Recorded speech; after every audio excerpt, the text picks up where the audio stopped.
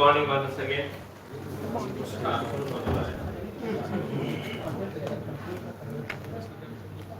Dear friends, professor Premchand साहब ने कहा 1955 में डिसीजन सपोर्ट सिस्टम की बुनियाद पर थी। मैंने यही 15 साल पढ़ाया है। अभी भी हम आर्टिफिशियल इंटेलिजेंस का फादर जॉन मैकार्थी को मानते हैं। In one of similar conferences, John McCarthy coined the concept of machine can think in 1956.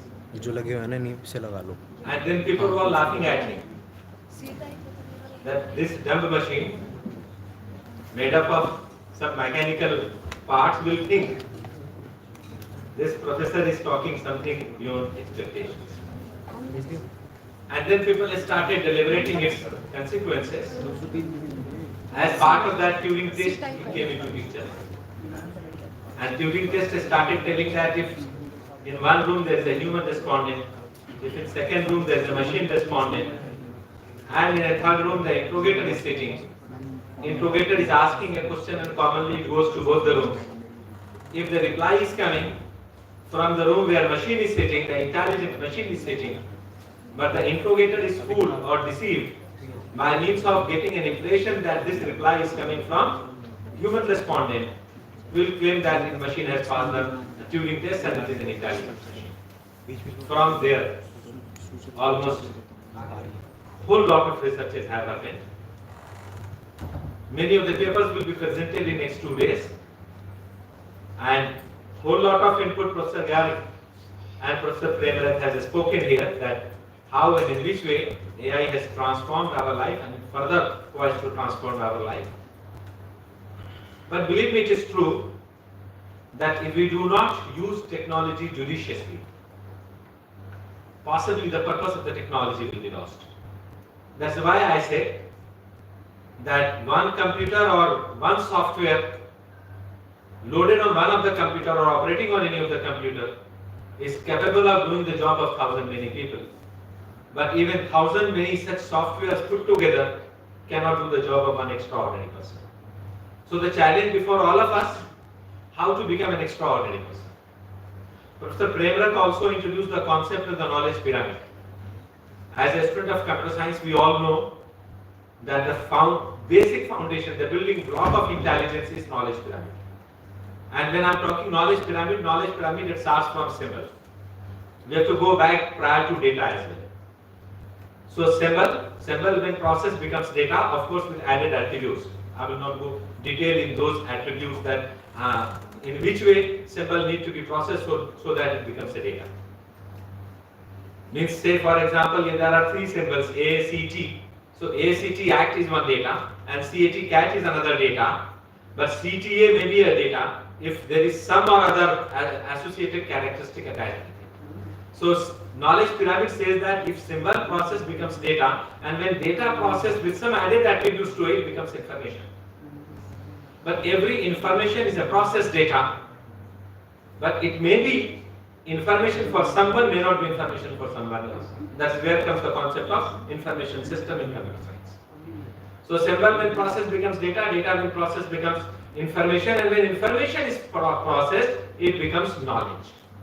So at this moment we are dealing with developing intelligent system where the base is knowledge. When we were talking about information system, the base was database.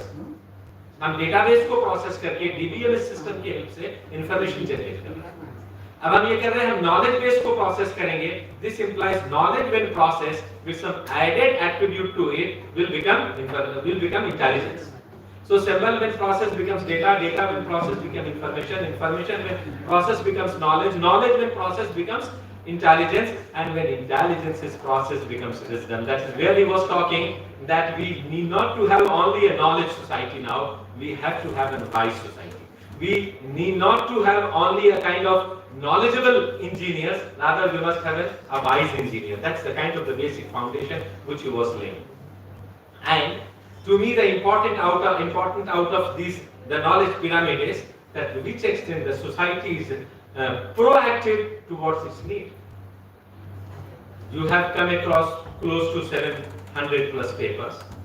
Maybe close to 200 papers will be present in 2 days. The challenge before all of us are that whether these papers or the concept dealt in these papers will remain on the shelf of the libraries or will go deep into our society. I am a founder editor-in-chief of a journal since last 17 years. I am publishing that journal. Now every year close to 7,000 papers I am processing in that journal and close to 3,000 papers in the conference named as ICAMC. So 10,000 papers every year I am processing. Believe me, there are only very few, but exceptions are there. Very few papers with which we can understand, yes, it is connected to day-to-day application in the society. If these many papers are being written by each one of us, and these many papers are unable to transform some other problem, unable to solve some other problem of the society. The problem could be civic issues, the problem could be sewer, problem could be the water logging in rainy season in metro cities, problem could be many, problem could be the traffic flows in multiple parts of the city, etc., etc. If these problems are unable to be solved with the help of the research papers, what's the purpose of the research paper? Are we again interested that research paper should become and should have a long life on the shelf of the libraries? So my dear friends, my message to all of you that AI will be deliberated in these 2 days, but whenever you are writing a paper, let's take up a problem from in and around you, from your city, maybe locally. That's why people say that think globally and act locally. If that paper is going to help to solve any of the problems of society, that paper will have a societal significance and its practical application. That's where people have started talking about translational research. After processing to close to 10,000 paper a year, hardly around 100 papers we realized to that extent that yes, it could be useful to the society. Now the second important aspect is when we are writing a paper, because I am processing those papers, and out of 10,000 close to 9,000 papers, around 8,500 papers are rejected. So the authors come forward, in my paper idea is brilliant, I have added some innovation in it. When we write back that yes, there might be innovation, but your research methodology was not mentioned explicitly in your research paper, or your intermediate result was not written in the paper. You know the kind of the reply people give. People say that, sir, we are afraid of the fact that if we write our research methodology before publication in a paper, someone may steal my paper and will publish another paper. If we give the intermediate result, someone will steal, someone will use that result and publish another paper. So I have not written. But there are two responses to this. First response as a publisher, as the editor-in-chief of the journal. How can I publish a paper? How can I accept a paper? Maybe very novel, maybe very innovative, about which I am not sure that yes, this research methodology is going to work. Yes, this result which they are claiming is outcome of their research work based on that research methodology and the data set which they have cited. If I am not sure about it, how can I publish that paper? So then I write to them that you go and get it patented first. Go and get it patented so that you can protect your intellectual property, and once it is patented, then come back to me for publication. Then they say it will be too late, sir. So this implies you will have to have a belief, and we need to generate that ecosystem of confidence and belief where everyone should feel, yes, if I am sending this paper, writing my research methodology, writing my intermediate result, mentioning in the paper and submitting to some publisher, people will not misuse it, rather will become a kind of the platform where from I can share this to the paper. Second important aspect is, what's the research paper? We may claim that whatever we are doing that and documenting in some way becomes a research paper. No, it is not true. As a student of computer science, the mathematical definition of the research paper is the total information in your paper minus the information in the references is equal to the net information content. If net information content is strictly greater than 0, it becomes a research paper. If net information content is equal to 0, implies could be a review paper, could be a survey paper. That too a basic survey paper. If net information content is strictly less than 0, implies you have to think twice, thrice while you writing this paper, or it is some informative article for some newspaper or what. Now under this backdrop that net information content Ni should be strictly greater than 0, what people are doing, that this is a research paper, people know that in the same domain there have been 20 good papers published by peer researchers in my own domain. Maybe out of that 21 or 2 papers have been published by the same set of authors or from their colleagues, but they do not cite them, they do not refer them. And as a reviewer, when someone identifies that and points out that net information content is greater than 0 because of the fact that the review of the literature is poor, ऐसा आपको बहुत सारे लोगों को feedback आता होगा review के बाद, the review of the literature is shallow, poor, etc.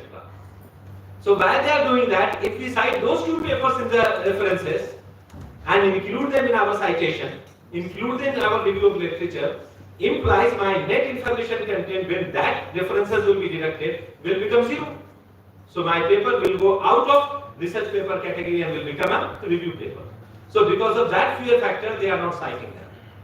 If these kind of intelligent approaches as an author we are applying, many of the good researchers, many of the good reviewers will immediately identify. So much so now that tools are available, software tools are available with the publisher, and that support system has been given to the publishers, editors, reviewers, and they will identify and will reject your paper, giving you, even not giving you the second chance to resubmit your paper. So we have to think on that direction. So first, I discussed about making it a translational research. Second, about whatever we are doing, let's ensure that we are not doing some shortcut, we are not applying some shortcuts, we are not afraid of anything happening in the society, rather having a conference, and if you are not having a conference, please do not submit paper to that. It is the only conference that people from across the globe have submitted 700 plus paper to this conference. People might have been afraid that paper will be stolen and someone else will publish it. But it is the confidence system which enabled authors to submit this paper.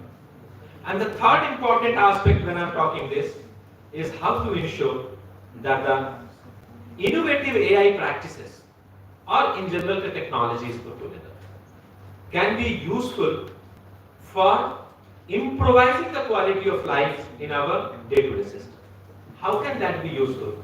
If any of our paper can get patented and related to that patent some product or services available in the market, means that patent is being converted into a kind of commercial product or maybe some useful product or service for the society.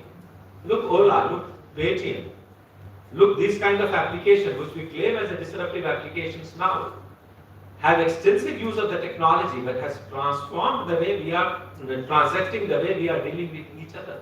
So that will only be considered as a significant contribution. Otherwise, our significant contribution will become the part of the libraries, will become part of the books, but will never create any impact in the society. That is where during wave 2, Covid पे हम नीचे बैठे professor प्रेमरथ के साथ बात कर रहे थे, तो कह रहे थे कोविड क्या सचमुच कोविड था या एक बहुत बड़ा क्रिएट किया and we misunderstood that, and उसका जो फियर फैक्टर हो गया वो बहुत ज्यादा था और फिर उसके बाद बहुत कुछ सामने आया. उस बीच में मैंने 4 पंक्तियां लिखी थी जब हम ये इधर उधर से खबरें सुन रहे थे और despite all contacts and collaborations it was not possible to get oxygen bed in the hospital. उस वक्त 4 पंक्तियां लिखी थी कि कल न हम होंगे न कोई गिला होगा. ये सारे रिसर्चर्स के लिए कि जो काम हम करें, हो सकता है साल में 4 पेपर के बजाय 1 पेपर छापें, हो सकता है एक फियर फैक्टर भी है कि हर कॉलेज में हर टीचर को बताया जाता है 1 पेपर मिनिमम या 2 पेपर मिनिमम. ये एक रेस है जिस रेस को भी फुलफिल करना होता है. बट अगर 2 साल में एक ऐसा पेपर आप छापें जिससे कनेक्टेड कोई पेटेंट है, जिस पे बेस्ड कोई एप्लीकेशन है, तो शायद वो 1 पेपर सफिशिएंट हो सकता है और वो आपके लाइफ टाइम में और आपके बाद एक बड़ा इम्पैक्ट सोसाइटी को सोसाइटल इम्पैक्ट दे जाएगा. और फिर ये साइटेशन की बिजनेस, इम्पैक्ट फैक्टर की business, I feel proud saying that in 2017 from 0.1 the CITE score of my journal started in Scopus and now it is 8.6 in a span of 8 years. ये सब जो pride है, ये सब will become the good stories of the past. ये आगे काम नहीं आने वाली, क्योंकि आगे आने वाले दिनों में the way society is changing, जो मैंने चेंज की इनॉग्रल सेशन में बात की कि इंसान घर बदलता है, लिबास बदलता है, रिश्ते बदलता है, दोस्त बदलता है, फिर भी परेशान क्यों रहता है, क्योंकि हम अपने आप को नहीं बदलते। तो एज ए रिसर्चर हमें अपने आप को बदलना पड़ेगा, नहीं तो हम ऑथर्स को, हम पब्लिशर्स को, एडिटर्स को और बाकी कॉन्फ्रेंस ऑर्गेनाइजर्स को हमेशा दोष देते रहेंगे। जैसे गालिब ने कहा कि उम्र भर गालिब यही भूल करता रहा, भूल चेहरे पे थी और मैं आईना साफ करता रहा। तो apart from all these concepts, जो 4 पंक्तियां मैंने लिखी हैं, वो सब लोगों के लिए, हम सब लोगों के लिए है कि कल न हम होंगे न कोई गिला होगा, कल न हम होंगे न कोई गिला होगा, बस सिमटी हुई खट्टी मीठी यादों का एक सिलसिला होगा। ये होता है लाइफ में, किसी ने पेपर रिजेक्ट कर दिया, किसी ने पेपर में बहुत सारे मैसिव सजेशन आपको सजेस्ट कर दिया, हो सकता है ऐसी रिप्रेजेंटेशंस हमारे पास आती है कि probably reviewer has misunderstood the dimension and the visualisation with which I have written this paper and presented my research. ये भी बहुत बार इनपुट आता है, the reviewer has not understood, has not correlated the kind of the application which I am visualizing with this research in the society। ऐसे भी representations आते हैं। तो ये खट्टे मीठे experiences हैं। और बहुत बार ऐसा कि अगर ज्यादा बहुत सारे ऐसे representation आ गए फिर भी हम आपका रिजेक्ट करते हैं, please find another journal, right. और बहुत बार हमें लगता नहीं बहुत सजेशन अच्छा है तो क्या शायद किसी 2 नए रिव्यूअर को भेज देते हैं। तो दोनों तरह की चीज होती है। तो इस बैकग्राउंड में ये पंक्तियां हैं कि कल न हम होंगे न कोई गिला होगा, बस सिमटी हुई खट्टी मीठी यादों का एक सिलसिला होगा। जो भी वक्त मिला है, जो भी वक्त हमारे पास है, हम सबके पास लिमिटेड टाइम, जो भी वक्त मिला है आओ अच्छा कुछ कर गुजरे, जाने कल तकदीर का क्या फैसला होगा। ये कोविड के बैकग्राउंड में कि जो रिसर्च हम कर रहे हैं उसका एक लास्टिंग इंपैक्ट जो है।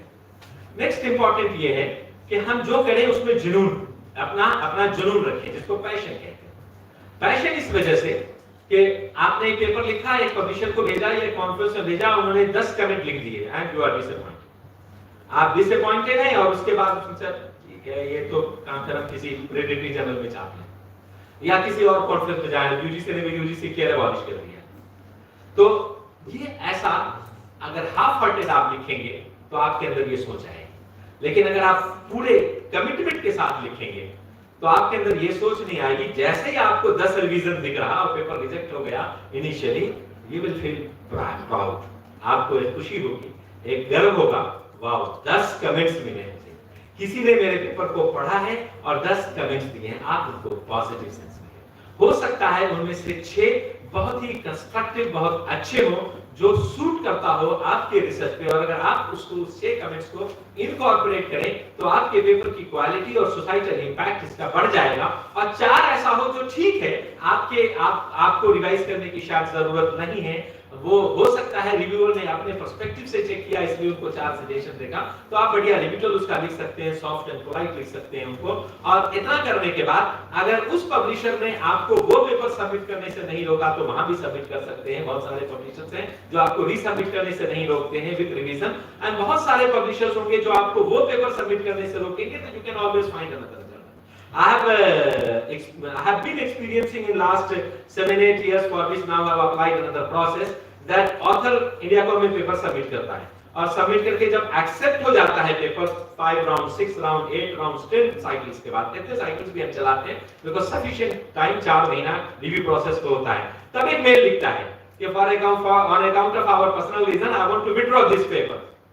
फिर पहले 5-6 साल तो मैंने कहा चलो ठीक है ऑथर का पेपर है, विथड्रॉ कर देते, फिर क्लिक करता है नहीं, ये हमारे लोगों की, हमारी टीम की, हम जो 600-700 लोग reviewer, professors all across country से रिसर्चर्स जोड़ रखा है, इन्होंने इतनी मेहनत की, 8-8, 10-10 साइकिल इनके पेपर को स्टीयर अप किया और उस लेवल पे लाया कि अब पेपर पब्लिश हो सकता है, पेपर का कुछ वर्थ सिग्निफिकेंट है, तब ऑथर कह रहा है मैं पेपर विथड्रॉ करूं। और बैकएंड पे ऐसे सारे फ्रेंड्स होते हैं वो कहते हैं अब वो कोई जर्नल ढूंढ रहा है, कॉन्फ्रेंस से निकल गया और अब जर्नल ढूंढ रहा है क्योंकि पेपर इंप्रोवाइज हो गया, अब वो किसी जर्नल में पब्लिश करेगा। और हमने 4-4, 5-5 बार अपना पैसा खर्च करके टर्निटिंग की रिपोर्ट भेजी है कि यहाँ पेपर में प्रॉब्लम है। तो अब हमने पिछले 5 सालों से at the time of submission एक चेक बॉक्स क्लिक करवाते हैं, if author doesn't click the check box, paper will not be submitted to my conference, के once accepted you will have no right to withdraw the paper whatsoever। ये पहले सोच लो, 10 बार सोच लो तब paper submit करो, और जब ऑथर फाइट करता है तो हम उसको वो वाले चेक बॉक्स का क्लॉज प्री सबमिशन का वापस भेज देते हैं। Because it cannot be simply possible that कि आप हमारे intellectual resources जो है उनका utilization करें, and at the stage when the paper is accepted then you write a polite request that I want to withdraw the paper। Third important जिसकी तरफ professor Premrath इशारा कर रहे थे कि use of generative AI is a big problem and a big boon as well. पिछले 2 सालों से हम ये ऑब्जर्व कर रहे हैं बोथ कॉन्फ्रेंस एंड जर्नल कि जो पेपर्स आ रहे हैं, पेपर्स का थीम अच्छा है, पेपर में काम अच्छा है, but almost 70% content of the paper in 70% of the papers, समझ रहे? थोड़े दिन की बात ही 80-20 का रूल पैरेटो प्रिंसिपल वहां आ जाएगा कि 80% content of the paper in 80% of the papers. अभी 70-71% के आसपास एनालिटिक्स बता रही है कि 70% of the paper in 70% content in those papers are from AI resources. अच्छा, बहुत आसान है ये कहना कि मैंने किसी का काम तो नहीं लिया है, लेकिन एआई लिया। अच्छा, एआई कहां से लेके आ रहा है? हम सब चैट जीपीटी यूज कर रहे हैं। एआई हमारे, आपके, इनके, उनके काम का जो एक रिपोजिटरी नॉलेज बेस बना हुआ है, उस नॉलेज बेस से पिक करता है और हमें आपको सजेस्ट करता है। तो 70% कंटेंट अगर पेपर का एआई बेस्ड है, जिसका कोई अदरवाइज ऑथर नहीं है, और सिमिलरिटी टेक्स्ट, अब जो टर्निटिव ऑथेंटिकेट है, इन सब के पास एडवांस फीचर्स अवेलेबल है जो ये सब दिखाता है, और एज ए पब्लिशर हमें खरीद के यूज करना पड़ता है। अब एक बड़ा डिस्कशन पेपर रिजेक्ट कर दिया तो बताएंगे आप बताइए सर कहां से है, तो हमें बताना पड़ता है एआई कंटेंट है। फिर कहता है लेकिन सर किसी एक इंडिविजुअल का नहीं है, तो सिमिलरिटी इंडेक्स हो सकती है, प्लैगियरिज्म तो नहीं है। And this is a big debate. मेरी 3 घंटे का एक मेरी वर्कशॉप का सेशन है कि कौन सा सिमिलरिटी इंडेक्स कितने परसेंट पे वो प्लैगियरिज्म को लीड करेगा, और कौन सा सिमिलरिटी इंडेक्स कितने परसेंट तक प्लैगियरिज्म को नहीं लीड करेगा। यूनिवर्सिटीज अक्रॉस द कंट्री या पब्लिशर्स अक्रॉस द कंट्री 10 से 15% का लेवरेज देते हैं, कुछ लोग 5% पे भी रिस्ट्रिक्ट करते हैं। इसमें भी इंक्लूजन एक्सक्लूजन क्राइटेरिया है कि क्या content while scanning the paper for similarity index should be considered and what should be excluded. Inclusion exclusion criteria है। आप अपने लेवल पे चेक करें, आपको 5% आएगा। मैं अपने इंक्लूजन एक्सक्लूजन क्राइटेरिया से चेक करूंगा, मुझे 20% आ सकता है, मैं पेपर रिजेक्ट कर सकता हूं। ये डिबेट अलग है। इस डिबेट के बैकड्रॉप में अगर हम देखें तो वो 70% कंटेंट जो एआई रिसोर्स का है, उसका क्या करें अगर ऑथर फाइट करता है। तो एक बड़ा discussion amongst editors workshop by all publisher. साल में 2 बार एडिटर्स वर्कशॉप होता है, समर और विंटर के टाइम में, जहां सारे बड़े पब्लिशर्स के जितने जर्नल्स हैं उनके एआईसीस को और उनके कुछ एडिटर बोर्ड को बुलाया जाता है, जहां एक बड़ी चर्चा चल रही है कि do you suggest to make AI as a virtual author, maybe first author, second author, third author, depending upon the percentage of the content which is present in the paper, and consider it as a paper। इस पे एक बड़ी debate चल रही है कि क्या AI को वर्चुअल ऑथर, जनरेटिव AI को वर्चुअल ऑथर, क्योंकि ऑथर एग्जिस्ट नहीं करता है AI है, तो एक ऑथर बनाया जाए, वो फिजिकल नहीं है, वर्चुअल ऑथर। इस पे बड़ी डिबेट चल रही है। लेकिन मेरा आपसे ये कहना है कि जैसे हम रिव्यू ऑफ लिटरेचर करते हैं, रिव्यू ऑफ लिटरेचर की पर्पस से आप AI का यूज कीजिए, एक्सटेंसिव कीजिए, कोई दिक्कत नहीं, लेकिन ये इंश्योर कीजिए कि आप पैराफ्रेजिंग बहुत ज्यादा नहीं कर रहे हैं, आप और कुछ मैल प्रैक्टिसेस नहीं कर रहे। इस तरफ हमारा माइंड नहीं जाना चाहिए। हमारी टेक्नोलॉजी का इस्तेमाल हमें अपने रिसोर्सेज को यूज करके और बेटर प्रेजेंट करने के लिए होना चाहिए, ना कि उस पे डिपेंडेंट हो। क्योंकि अगर कोई पब्लिशर या कोई कॉन्फ्रेंस ऑर्गेनाइजर ऐसा हुआ जिसने आपके वाइस चांसलर को लिखा, आपके डायरेक्टर को लिखा, तो आप प्रॉब्लम में आ सकते हैं। तो ये एक बड़ा डोमेन है कि चाहे स्टूडेंट्स हो चाहे टीचर्स हो, हम वो 70% content in 70% of the paper वाला जो इस वक्त एक सिंड्रोम आ गया है, उस सिंड्रोम को कम कैसे करें। Though we must utilise the technology. उसका कुछ तरीका आपको प्रोफेसर प्रेमरथ साहब ने बताया। लास्ट में ये कहना चाहता हूं कि अगर आपके पास जुनून है, अगर आपके पास पैशन है, तो जो आज आपके पास tool as generative AI available है, जिससे आपका स्पेक्ट्रम और ज्यादा ब्रॉड हो सकता है अगर आप उसको देखें और रिव्यू करें, तो इसका एक बड़ा फायदा ये होगा कि इसकी वजह से आप वो डायमेंशन या वो विजुअलाइजेशन जो directly in absence of that knowledge base you were not able to imagine और do that, now you can imagine and do that. तो इसके लिए आपके पैशन की जरूरत है, और पैशन, मैं IEEE का चेयरपर्सन हूं, प्रोसेस और पैशन हमारे लिए बहुत इंपॉर्टेंट है। आप जितने इनोवेटर्स हैं वर्ल्ड में, या जिन्होंने अब टेक्नोलॉजिकल फील्ड में एक लास्टिंग इंपैक्ट छोड़ा है, चाहे स्टीव जॉब को लीजिए, बिल गेट को लीजिए, या किसी को भी लीजिए, तो आप जो लास्टिंग इंपैक्ट छोड़ा है उनके पैशन को देखें, तो उस पैशन के पीछे एक ऐसा जुनून लगा है, जो जुनून उनको सोने नहीं देता, जो जुनून उनको रुकने और थकने नहीं देता। बशीर बदर गजल का बड़ा शायर, उन्होंने अपनी बड़ी गजल लिखी है, जिस गजल की 4 पंक्तियां मैं पैशन के लिए और जुनून के लिए रखी है, मैंने उनकी गजल से निकाल के, और वो ये कहते हैं कि कश्ती आंखों में रहा दिल में उतरकर नहीं देखा, आंखों में रहा दिल में उतरकर नहीं देखा, कश्ती के मुसाफिर ने समंदर नहीं देखा। देखें, अगर किसी चीज को, किसी टेक्नोलॉजी को डेप्थ तक समझना है, मैं ये कह रहा हूं कि आप 4 टेक्नोलॉजी न समझे, आप किसी एक टेक्नोलॉजी पे काम करें एंड कंटिन्यूअस उसके एडवांसमेंट पे काम करें। तो आपको you have to go deeper into the technology, you have to go deeper into the application of that technology, you have to visualize some such path which has not been traveled so far। और इसीलिए मैं कहता हूं कि travel the untraveled path and beat the unbeaten benchmark, तभी आप एक lasting impact create कर सकते हैं। मेरे लिए बड़ा चैलेंज था जब मैंने जर्नल की शुरुआत की, और मेरे बहुत सारे सीनियर फ्रेंड्स मेंटोर जो आईआईटीज में हुआ करते थे, उनको कहता था सर आपको एडिटोरियल बोर्ड में डालना है, प्लीज गिव योर कंसेंट। वो कहते थे नहीं नहीं नहीं नहीं, अभी नहीं, मेरा नाम खराब मत करो, तो अच्छे दोस्त हो लेकिन अजीज हो, लेकिन नाम मत खराब करो। आज मेरे पास बहुत सारे ऐसे प्रोफेसर्स हैं जो हैप्पीली अपने स्कॉलर्स का पेपर अपने इस जर्नल में भेजते हैं, और चूंकि मेरे पास क्यू बहुत ज्यादा होती है तो फिर रिकमेंडेशन भी करते हैं, इसको थोड़ी जल्दी करा सकते हो, प्रायोरिटी प्रोसेसिंग करा सकते हो, क्योंकि आज उसका एक लास्टिंग इंपैक्ट क्रिएटेड है। आज वो top 8% of the journals out of Scopus indexing create हो गया है। तो ये जो हुआ, इसके पीछे एक पैशन है, इसके पीछे एक जुनून है, इसके पीछे एक कंसिस्टेंट हार्ड वर्क है। तो मैं ये कह रहा कि अगर आप वो कंसिस्टेंट हार्ड वर्क के साथ काम करेंगे तो आपका पेपर IEEE ट्रांसलेशन में भी छप सकता है, आपका पेपर किसी बड़े एसीएम जर्नल में भी छप सकता है, और आपका पेपर वर्ल्डकॉन और किसी बड़ी कॉन्फ्रेंस में भी जा सकता है। इसके पीछे सिर्फ पैशन है, टैलेंट की कोई कमी नहीं है, ऐसा प्रोफेसर प्रेमरथ कह गए, और पोटेंशियल की कोई कमी नहीं है। हमें रियलाइज करना है और एक्सप्लोर करना है, और उस डायमेंशन को travel part and beat the unbeaten benchmark को देखना है, जिसके बैकएंड पे पैशन आपको ड्राइव करेगा, और पैशन सेल्फ बिल्ड होता है। हम सिर्फ दूसरे को इंस्पायर नहीं करते हैं, सेल्फ इंस्पिरेशन भी है, हम अपने आप को इंस्पायर करते हैं, हम अपने कल के काम को बेटर और एडवांस वर्जन करके tomorrow I should become a better version of my self, इस फिलॉसफी पे बिलीव करते हैं। तो बशीर बद्र कहता है कि ऑन द फ्लाई काम करने वालों की कोई पूछ नहीं है, ऑन द फ्लाई काम करने वाले कभी सक्सेसफुल नहीं होंगे, सक्सेसफुल वो होंगे जो अपने काम के, अपने रिसर्च के डेप्थ में जाएंगे। और वो कहते हैं कि आंखों में रहा दिल में उतर कर नहीं देखा, मींस डेप्थ तक गोता नहीं लगाया,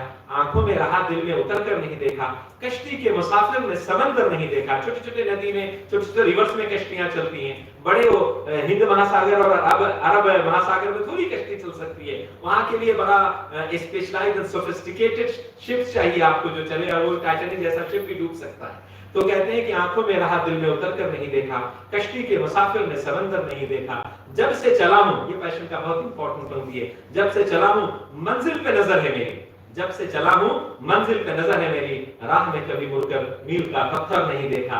मील का पत्थर तो वो देखते हैं जो सिर्फ अपने डेस्टिनेशन पे अटकना चाहते हैं। जो पैशनेट लोग होते हैं वो अपने काम के धुन में इतने मगन होते हैं, इतने जुनून में होते हैं, उन्हें पता ही नहीं चलता कि मैंने अपने बेंचमार्क को कब पूरा कर लिया और कब मैं बेंचमार्क के आगे आ गया। तो ये मैसेज है आप सबके लिए, इस मैसेज के साथ काम कीजिए। Thank you so much for inviting me in this conference. Last year मैं मिस कर गया था, नहीं आया। एंड प्रोफेसर पांडे, इनकी पूरी टीम, they all are deserving huge appreciation and applause from all of you, those who are here, and thank you so much. Believe me, इस changing pretext में कॉन्फ्रेंस ऑर्गेनाइज करना आसान काम नहीं है, ये बहुत ही मुश्किल काम है, और इसके लिए पैशनेट लोगों की जरूरत है। जब लोग मुझसे पूछते हैं कि कॉन्फ्रेंस ऑर्गेनाइज करना है, तो मैं उनको बताता हूँ कि कम से कम 4 लोग डेली 4 घंटे रात में काम करने को अपने ड्यूटी आवर्स के बाद अगर तैयार है तो कॉन्फ्रेंस ऑर्गेनाइज कीजिए। बाकी सब गाइडेंस मैं दे सकता हूँ, क्योंकि मेरे पास 19 साल का कॉन्फ्रेंस, सक्सेसफुल कॉन्फ्रेंस ऑर्गेनाइज करने का एक्सपीरियंस है। आप में से भी जो लोग जहाँ के हैं, IEEE की फ्लैगशिप कॉन्फ्रेंसेस आज भी बाकी है, स्प्रिंगर, एल्सेवियर, सब अच्छे काम कर रहे हैं, लेकिन इंजीनियरिंग साइंसेस में IEEE से बेहतर काम करने वाली कॉन्फ्रेंसेस अभी नहीं जनरेट हुई है, या IEEE एक्सप्लोर से बड़ा रिपोजिटरी नहीं है इस वक्त। तो IEEE की कॉन्फ्रेंस भी सबमिट कर सकते हैं, अच्छा करें, लेकिन उसके लिए आपको सिर्फ पैशन की जरूरत है, उस पैशन के साथ काम करें। Thank you so much.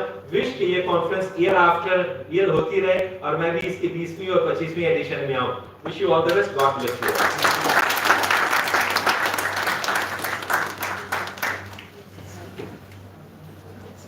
Thank you, sir, for sharing such inspiring thoughts with us.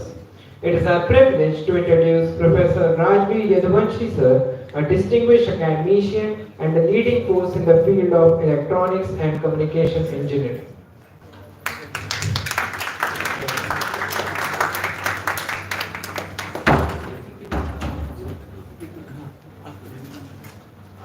Good afternoon.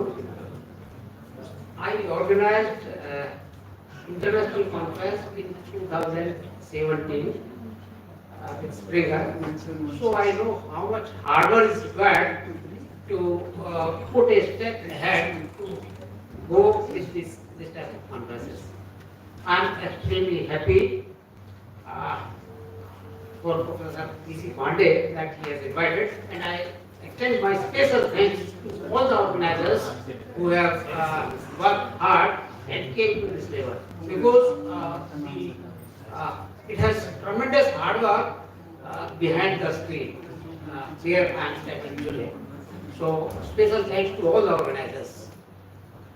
I had been here since more than 2 hours, and I heard all the speakers and distinguished guests present on the dais. I learned a lot.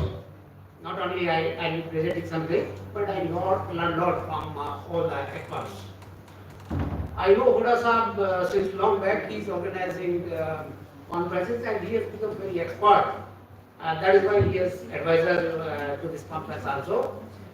So, as far as me, what I will be speaking, almost all the speakers, they have given introduction to technology, AI, ML, but I will be taking deep dive into the real work of the society. Now I do not write only papers, I take problem from the society and try to give solution. The recent work which I will be talking today is worldwide problem. The problem is it possible to detect your sugar level without taking and taking blood from your body? That is my target. That if I can do something to the society in this particular direction. I have gone through many research papers, journal papers, nature papers, and I find that today, the worldwide, there is no single device available which is FDA approved and which can measure and tell you the blood sugar level non-invasively. When I say non-invasively, means you have seen the medical technology present in today's era. They take your blood and then only the report will come after 1 day or 2 days, and they will tell that this mg/dl is level of your sugar. So is it possible that with the help of advent of the current technology, that on real-time basis the parameter can be known to you?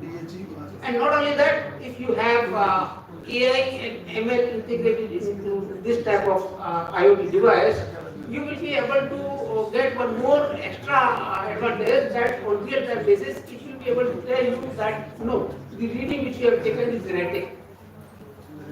And if it is instantly being told to you that the reading which your IoT device or sensor has given to you is genetic, definitely you can take measure and you can modify, or you can optimize, or you can get the reading of your blood sugar level, what should be.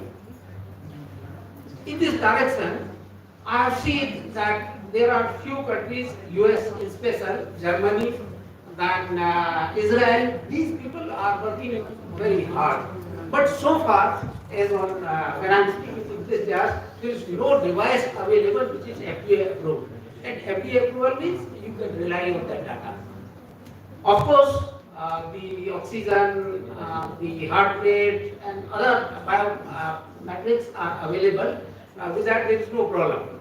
And they can tell that this is accurate data. But when it comes to blood sugar, there is no single device available which you can rely on, and you can tell that the data which is being given to you is realistic and accurate.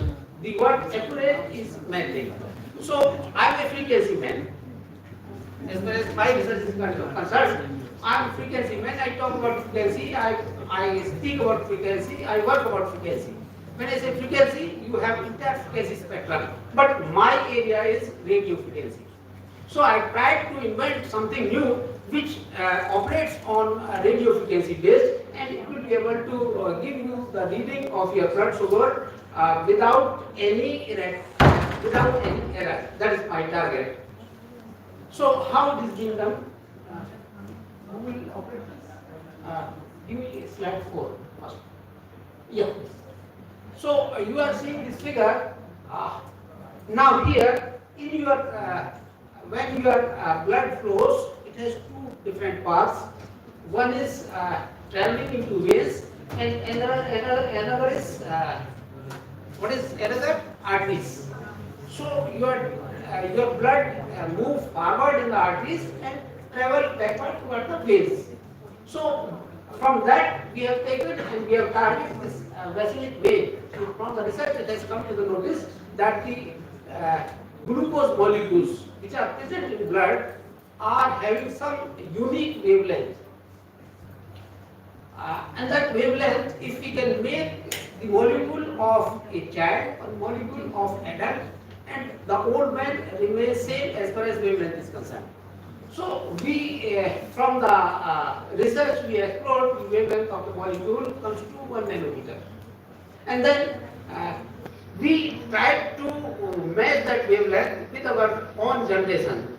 So from research or from survey, it came to the notice that the wavelength which we can work upon is somewhere 1600 and 1700 nanometer will suit to that particular molecule. And we try to resonate that particular molecule, and from that resonance, the phenomena which molecule gives is it can absorb certain amount of energy.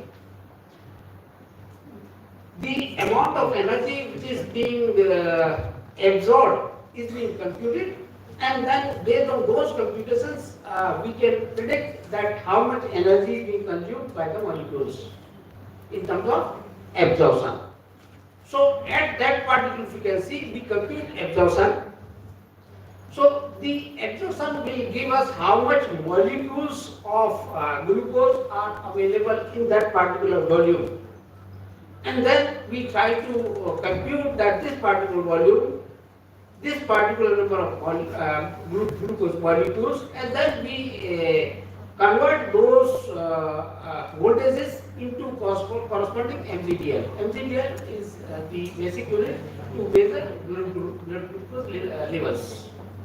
Now, if you see this figure, where from this idea came to me,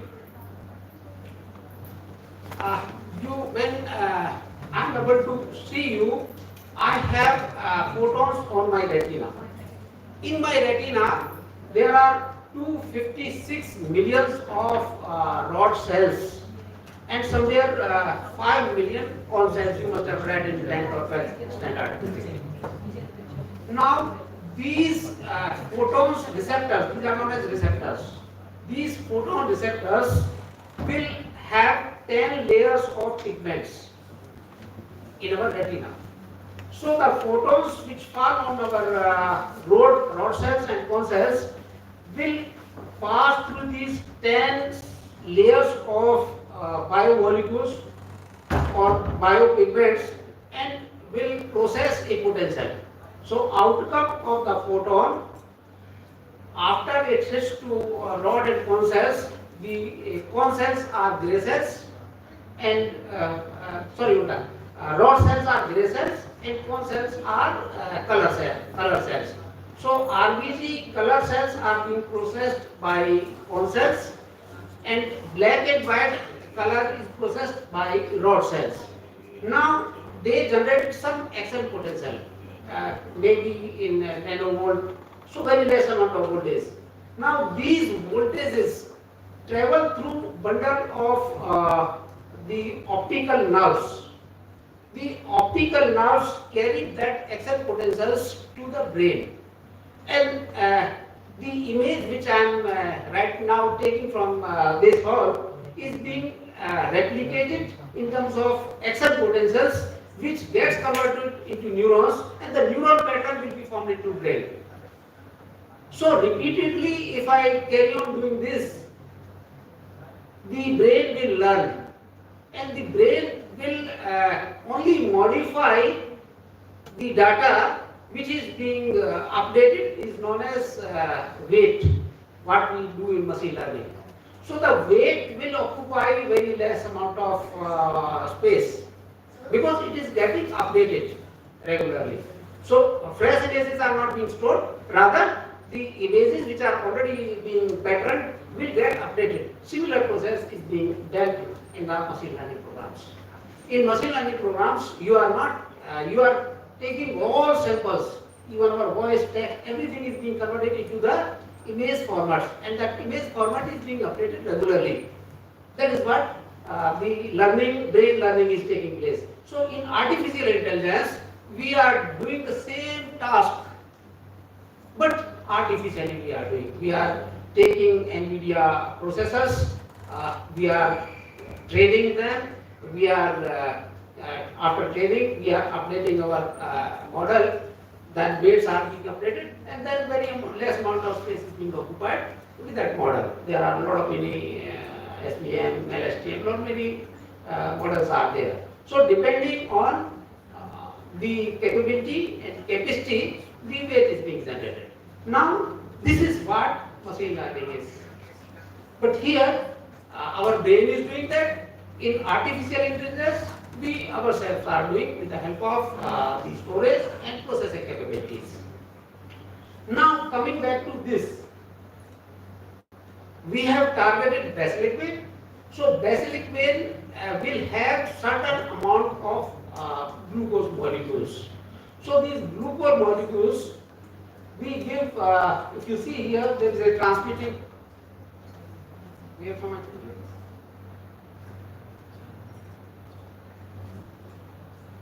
okay, leave it. So here, if you are able to see, the transmitting antenna left side is available.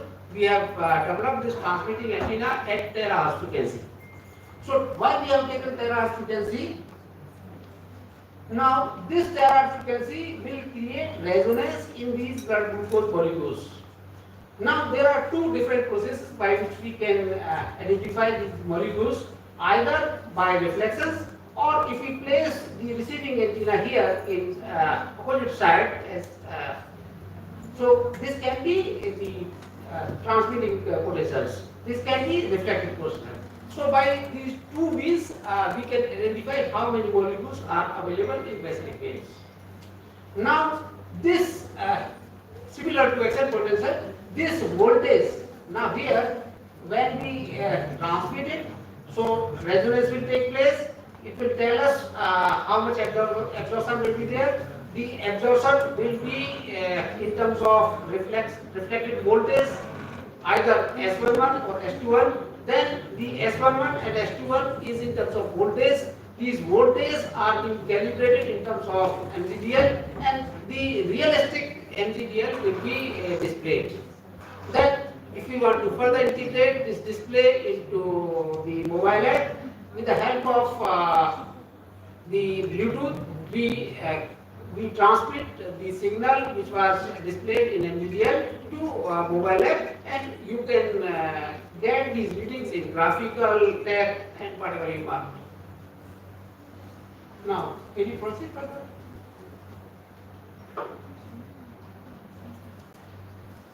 Similar phenomena we did with the optical domain. Can you show me one more slide? Similar phenomena we did with the microwave devices. This is microwave device. We developed a ceramic antenna, and from the ceramic antenna we are carrying out the reflections measurement, and based on those reflection measurement, we are observing that how much is the blood glucose level. I want to go in detail how this particular device functions. Now, basically, this is a old concept, cavity-based CDRA. We have taken the help of the Fabry-Perot principle to integrate that particular device. Okay, I will not go in detail.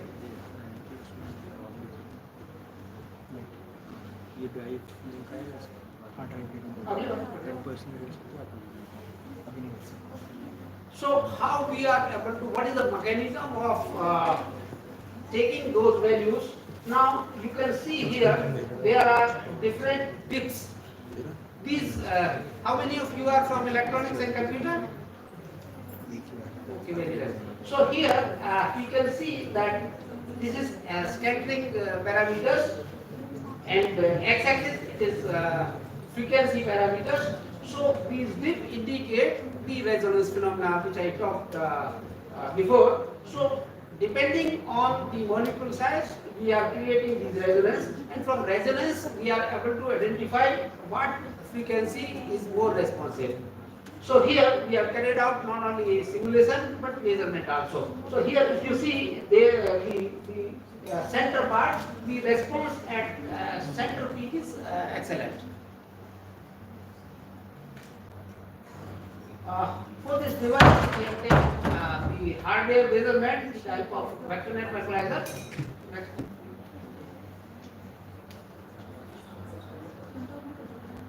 These are the radiation patterns. I think I need not tell you more in this.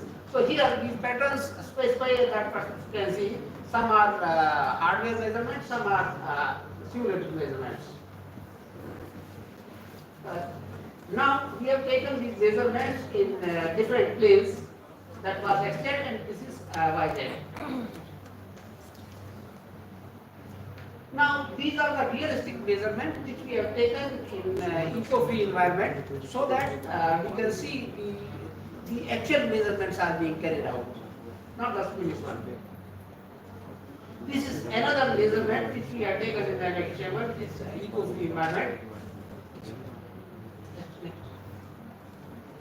These are the characteristics for the device.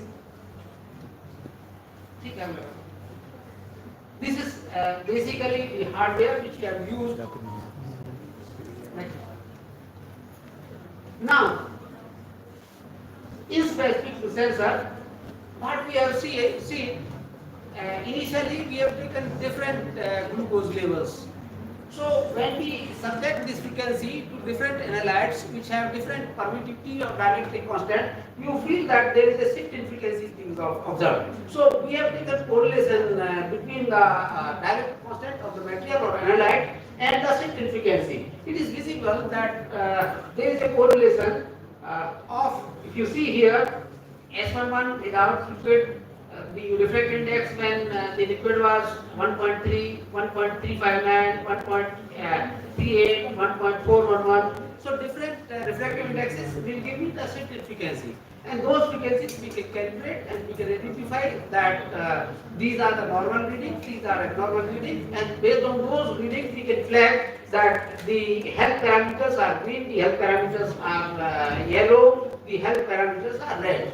And based on those flags, we can give recommendations if we have the machine learning program at the back end, that if it is green, we need not to tell him anything. If it is yellow, we suggest some good habits and some sort of exercise. But if it is red flag, then we notify that you go to doctor and take some medicines because the health parameters are red.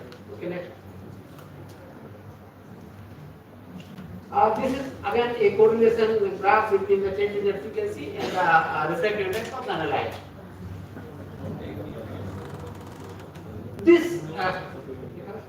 This basically sensors has two different frequencies. So we can take array also. If your sensor gives erratic reading, you can work out on infrared frequency, you can work out on terahertz frequency, you can work out on microwave frequency, you can work on ultrasound frequency. And because your analyte, we have already shown that your analyte has different response at different frequency, and then you can take cumulative effect so that your reading of the sensors becomes more accurate. If it is still not accurate, then you can take help of machine learning algorithm. And if your sensor is providing some sort of erratic reading as compared to the average, it will notify there is some error with the sensor. So precautions are being given to you that your device may not be properly connected. So better connect it so that it gives you the accurate reading. That's the role of machine learning here. Now this device we have already developed hardware and tested. We have made different comparisons from ultrasound, from microwave, and from terahertz sensors. One more optical sensors. So 4 different sensors we have integrated, and then based on those integration, we computed that what is the average reading of normal person, what is the reading of a yellow flag person, what is the reading of red flag person. Now this initially itself I told you that in our blood circulation there are two different paths being followed by the blood circulation. One is through arteries and comes back with the veins. So we can target where we want to take these readings. We have taken readings at earlobe, we have taken readings at basilic vein, and we have also taken readings on the finger and thumb. Now, before actually converting into hardware, there are the models, biological tissue models available in the literature. One is cold model, another is Davy model. So what actually the cold model and Davy model gives you, if I insert a finger into the finger chamber, my finger have different combinations such as nail, bone, blood, fat, skin. So in simulation using CST, HFSS or some other COMSOL, etc., we can predefine those values of finger constituent with the help of right constant, and then we can simulate and get the results. So similar thing we have done at terahertz frequency as well as microwave frequency. So if you see, it is a biological tissue we have developed, and then we varied the values of biological tissue, normal person, that is green, yellow, and red flags, and then computed so that before we integrate it to the hardware, we carry out the simulations and get the predictive model results. So we observed the similar sort of readings, and here we got that 50 mgdl. These are the blood glucose level readings: 100 mgdl, 150 mgdl, 200 mgdl, and 250 mgdl. We see here that the different frequency response is being obtained at different blood glucose levels. So this experimentation we did it 176.5 terahertz frequency. Okay. This is similar model. So we have represented biological tissue. The shape of biological tissue we developed using CST software. Now this is the circuit diagram for hardware development. I think I have explained everything. We need not to discuss this. Now, basic the Beer-Lambert's law is applicable for cold model. So this describes that the absorption rate is directly proportional to blood glucose concentration. If the blood glucose level is high, your absorption at terahertz frequency is higher. So the basic model for cold is being developed using Beer-Lambert's law. Here it says that A is absorption, then epsilon CL. L is path length, C is concentration of your blood glucose level, and epsilon is molar absorptive coefficients. So using this particular equation, we developed our model and we verified using software, hardware at ultrasonic frequency, at microwave frequency, at terahertz frequency, and optical frequency. Now, not only we, there are many people working in this particular domain, but still there is no device available till today which is FDA approved.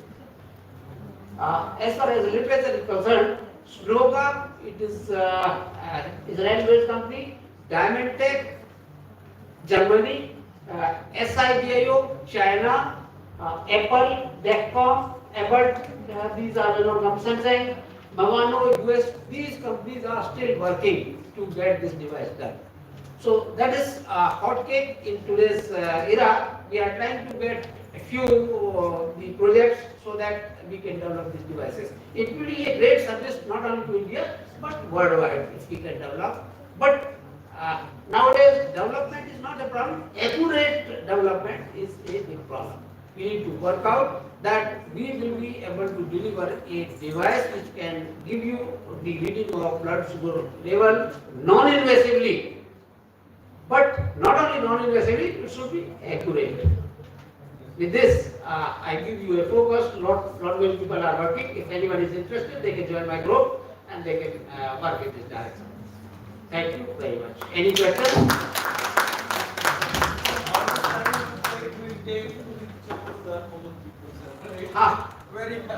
Good question. I think, sir, it should be established at the corner of the street so that everybody can come and. Yeah, definitely. This will be a great boon to the not only nation but worldwide if we can develop a hardware which can give you the accurate reading of your blood sugar level. Because nowadays people go for testing, they check some sort of syringe, take the blood and then tell us. So it's a big problem. So we are working on this direction. Sir, what do you think about the cost of? You want time frame? This time. You At cost, approximately cost, sir, at present. cost, there is no cost is not a problem. Hardly hardware, any hardware is required. Sir, for reach open common reach, sir, it will take time. How much time it will take? I think within 1 year it will be there in the market. Because research is mature. Any other questions? Okay, thank you very much.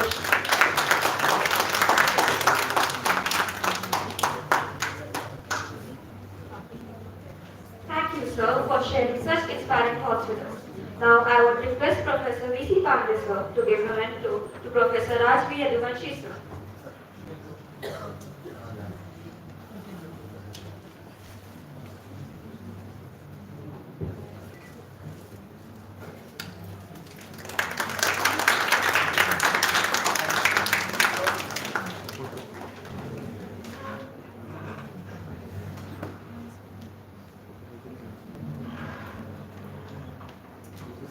Thank you, sir.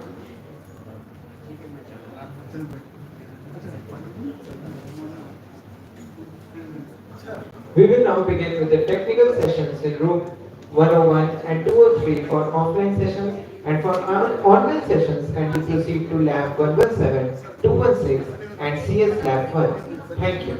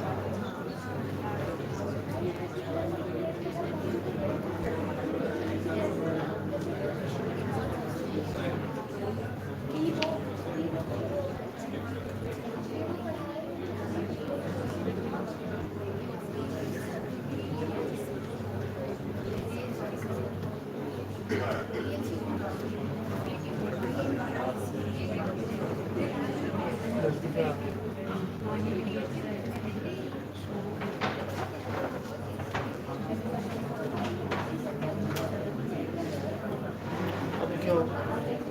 अब क्या होगा? नहीं अभी होगा backup देखते हैं present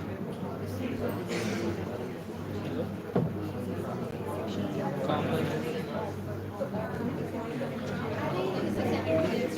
काला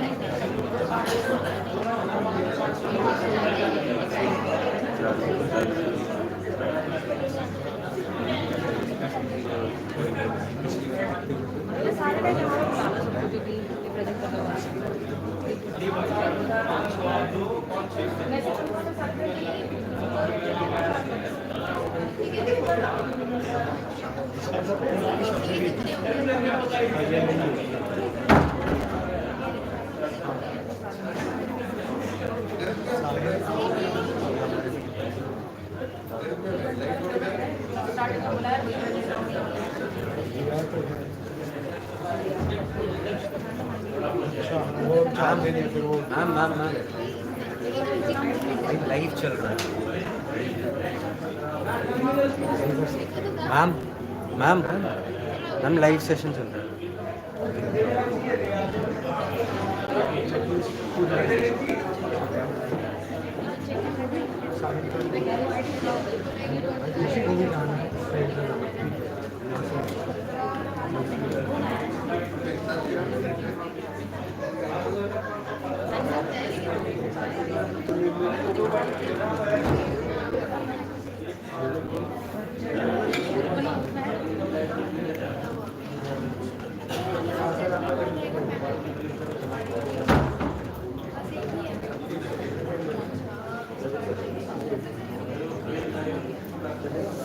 भाई बॉटल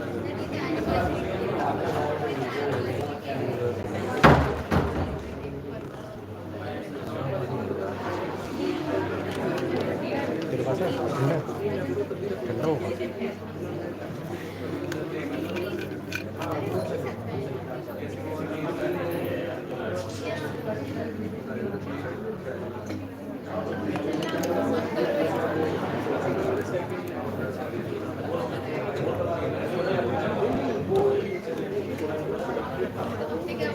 मैम मैम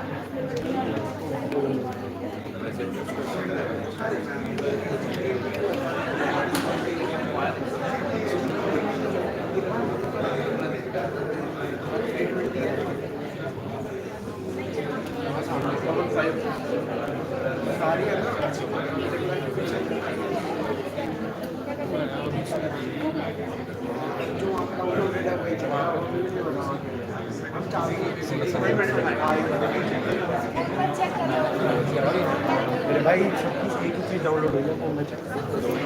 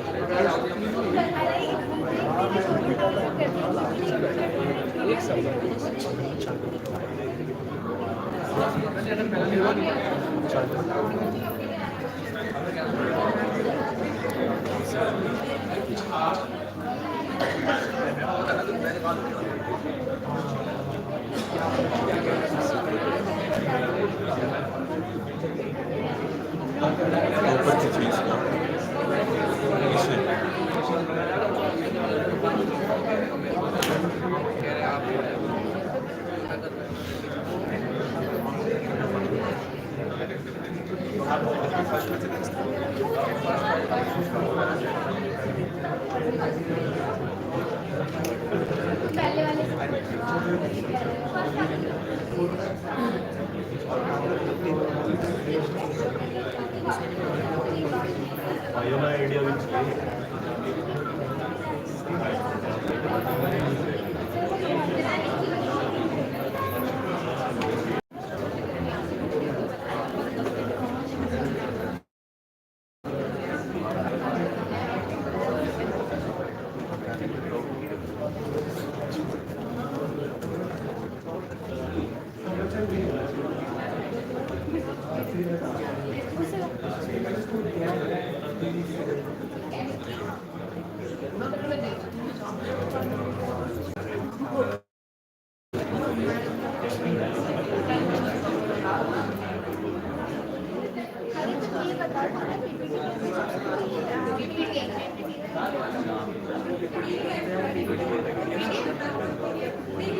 तेरे हाथ में खूब करोगे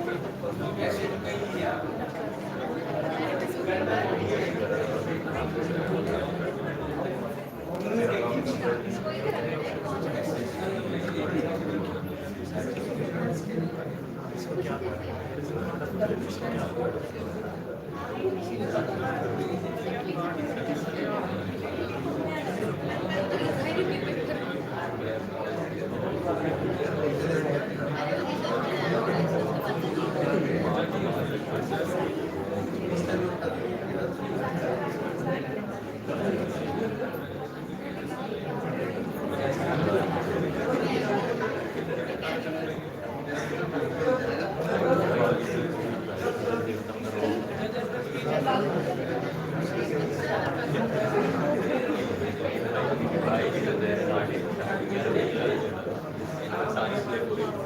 मैं सुबह इतनी जल्दी आ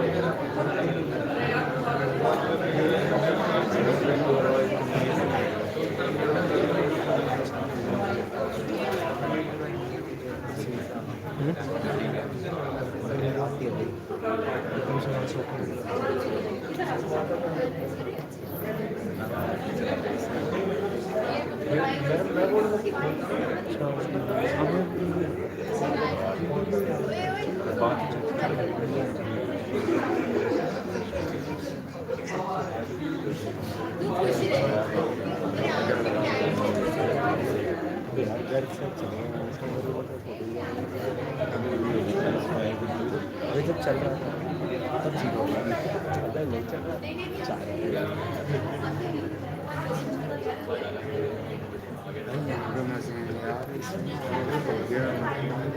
एक ये फोटो में वही नीचे भी तो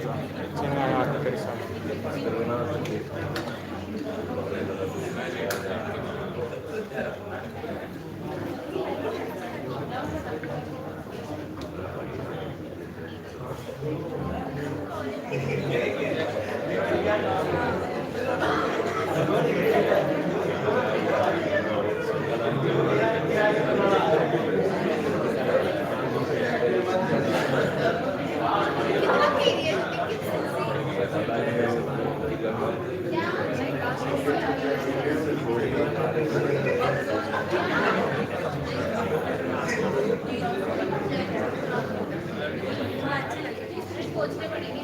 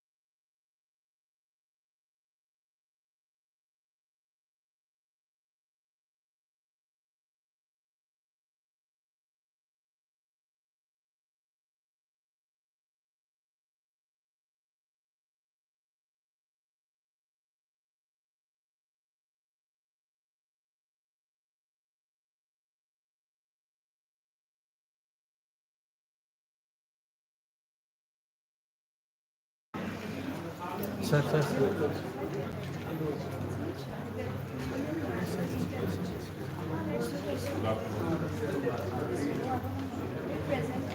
Good morning, everyone. I would like to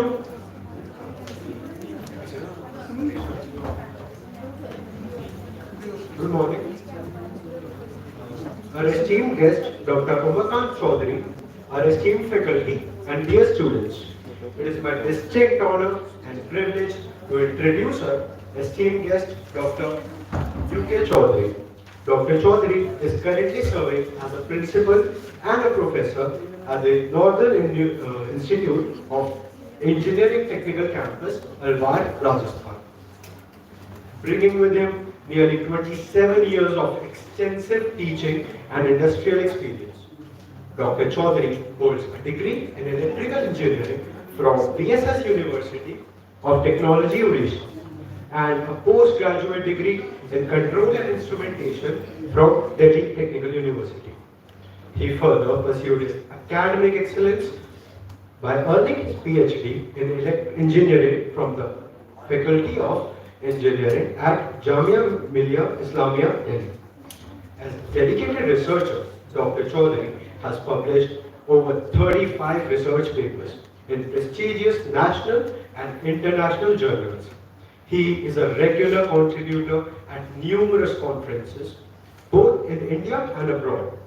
His research has played a pivotal role in organizing development programs, significantly fostering academic growth and collaboration.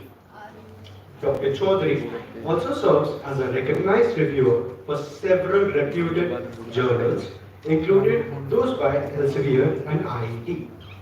His primary area of research include power systems, the application of artificial intelligence in power systems, and renewable energy. Please join us in welcoming Dr. Umakant Chaudhary.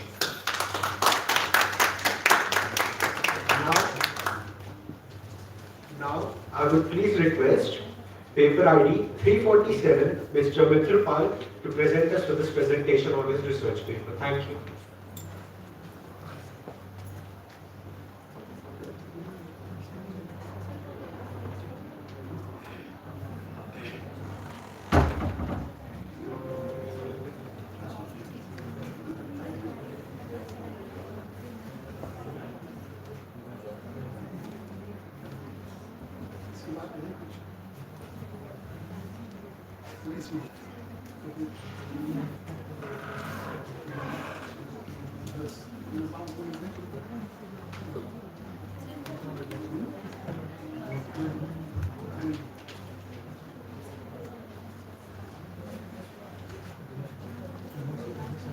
Good afternoon, sir.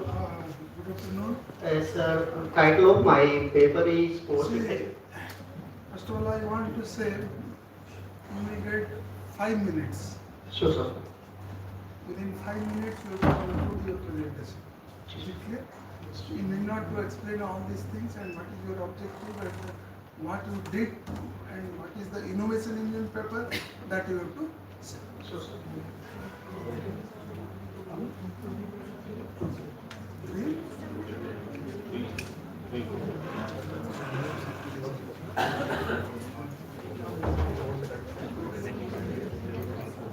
Hello. Sir, title of my paper is Power Effectiveness Analysis of TV System for Rural Dairy Farming in India.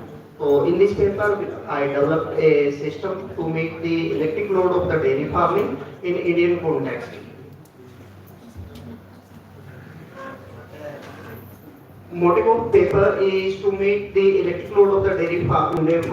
Especially dairy farming is a very important topic in our concern because it is a rural activity and it plays a very central role in rural development and sustainable development goals also like SDG 1, SDG 2, SDG 7 and SDG 8 also. So in this context, we chosen the solar photovoltaic system to make the electric load of the dairy farming in Indian context. There is a very risk study in this context and I developed the model. One is a standalone PV system and second is the grid connected PV system. And the main purpose of the paper is to analyze the technical or the design of the paper. Second, to analyze the various financial features, and to find out the environmental benefit of the paper. And the type of papers are here. One is off-grid, standalone, and second is the on-grid system. And in addition to this, main feature we are finding here is the life cycle cost of the system and emission benefit from the proposed system.